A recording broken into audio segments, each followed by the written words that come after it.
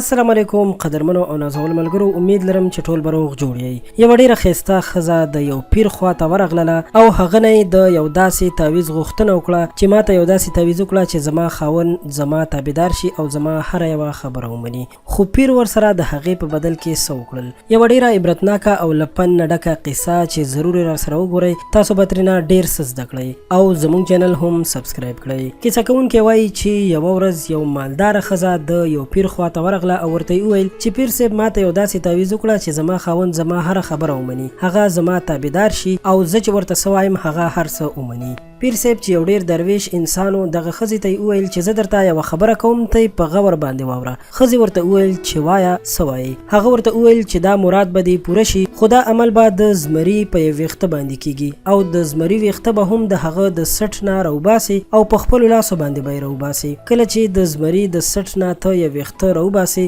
نو زه به په هغې باندې د تعویض عمل وکړم او ستا ټول مرادونه به پوره شي او تا ته به فایده وکړي. که داسې ونه کړي نو تا ته هیڅ فایده نه کوي. ښځه ډېره زیاته پریشانه شوه او مایوسه له هغه ځای نه واپس لاړه. خپلو ملګرو ته یې ټولې خبرې وکړلې چې پیر صاحب ته د تعویض لپاره ورغلی وم، خو هغه راته دغسې خبره وکړه. یو ملګري ورته مشوره ورکړه چې دا کار مشکل دی خو ناممکن نه دی. ته داسې وکړه چې روزانه یعنې هره ورځ 5 کیلو غوښه وړه او ځنګل کې چیرته چې زمری راځي هلته یې غورځوه او ته هلته پټه درېږه. یو میاشت مسلسل دغه عمل وکړه او بیا یو میاشت وروسته کله چې زمري ته غوښه غورځوي نو خپل ځان ورته هم وښایه. ورو ورو د هغه خواته ورنږدې کېږه او د هغه په سټ باندې هم لاس وخه.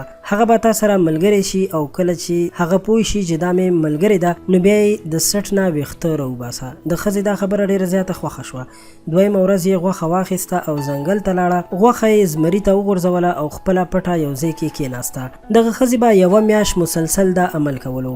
یو میاشت چې کله پوره شوه بیا هغې زمري ته خپل ځان وښودو په دې غرض باندې چې زمري ته وښیي چې ستا خدمت زه کوم. ورو ورو یې زمري سره دوستي جوړه شوه. زمری به هم د دې خواته نږدې راتلو او دی به پرې په مینه مینه باندې لاس وهلو.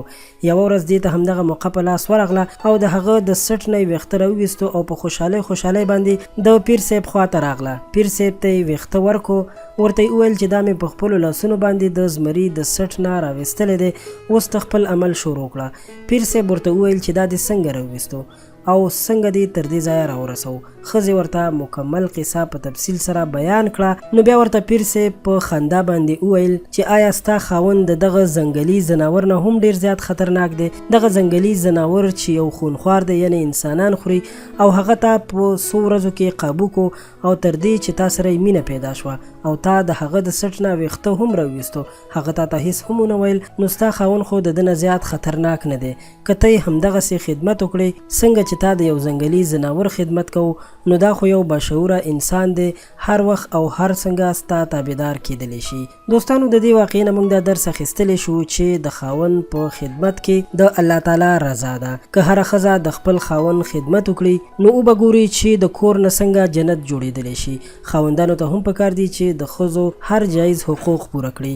په دې هیله چې دا ویډیو او دا معلومات به ستاسو لپاره ګټور تمام شوي وي او ستاسو به خوښ شوي وي. ویډیو در سره لایک کړئ او له نورو ښایسته په زړه پورې او معلوماتي ویډیوګانو لپاره زموږ چینل سبسکرایب کړئ. تر بلې ویډیو راته اجازت راکړئ. په لوی الله مو سپارم. د خدای په امان.